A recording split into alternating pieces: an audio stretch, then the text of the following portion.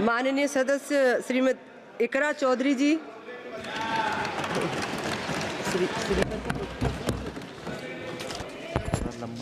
Thank you, Speaker, ma'am.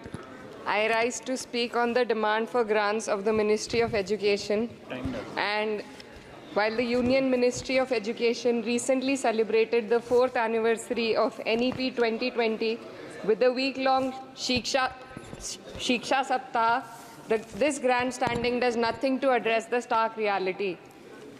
And as a member who have very recently been a student too, I would like to shed some light on the facets that are not as rosy as the government might think. Despite NEP 2020's clear directive and the Kothari Commission's long-standing recommendation for 6% of GDP in education, the Ministry of Education's allocation is less than half of what has been recommended. The biggest cut has been for the University Grants Commission, which saw a 61% dropping from 6,409 crores to only 25 crore this time, which will affect the higher education of our country. And in 2020, India's average learning adjusted years of schooling was 7.1 years, lagging behind countries like Mexico, Kenya, Sri Lanka, Iran, UAE, and even Palestine. The foundational skills are alarmingly weak among 14 to 18-year-olds. About 25% of those surveyed couldn't read a standard 2-level text in their regional language, and only 43% could solve a simple division problem. Shockingly, nearly 43% of undergraduate students also struggled with basic division. This report is a testament to the fact that in reality our education system has failed to educate a large section of the population, especially students from underprivileged backgrounds dependent on state-run education. Speaker, ma'am, higher education, especially for women, is crucial to gaining empowerment and employment. And the AISHE report shows that only 10.4 colleges in the country were exclusively female. The constituency that I represent and other such areas in the country where patriarchal beliefs have prevented women from accessing co-ed colleges. Therefore, we need women specialized institutions so that women can get educated and get further in the society. Ma'am, पिछले 7 साल में देश भर में 70 paper leak हुए हैं, जिससे 2 करोड़ युवाओं की ज़िंदगी बर्बाद हुई है। नीट, नेट और अन्य ऐसे पेपर लीक से हमारे देश की परीक्षा कराने वाली संस्थानों की छवि पर गहरा धब्बा लगा है, और जिसके कारण देश के युवा का इस सरकार के निष्पक्ष परीक्षा कराने की क्षमता से भरोसा उठ चुका है।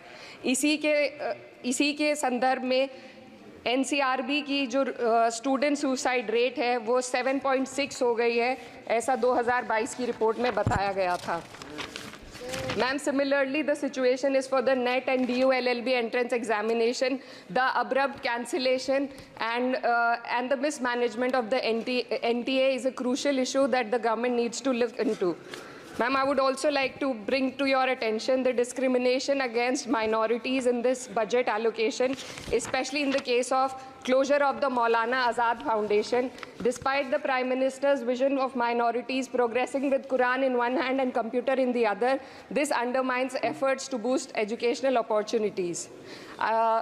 What we also need in today's time is quality STEM education, as outlined by India's National Education Policy 2020, and it is crucial for fostering critical thinking and preparing our youth for 21st century challenges. But, ma'am, only 18.4% schools have functional computer labs, and there's a significant gender gap in STEM enrollment, with only 28% of females compared to 36% males. While the government now promotes Digital India, it would do well to take a leaf from the Samajwadi Party's government under Akhilesh Yadav ji, which began distributing free laptops to class 12 students in 2012, effectively combating computer illiteracy and bridging digital divide in rural Uttar Pradesh. Educational freedom index में भारत की स्थिति काफ़ी हद तक खराब है, हमें निचले 30% देशों में रखा गया है. The intertwining of political agendas with Indian higher education has worsened under the current government. Key historical and scientific facts are being erased from textbooks to advance a certain kind of narrative.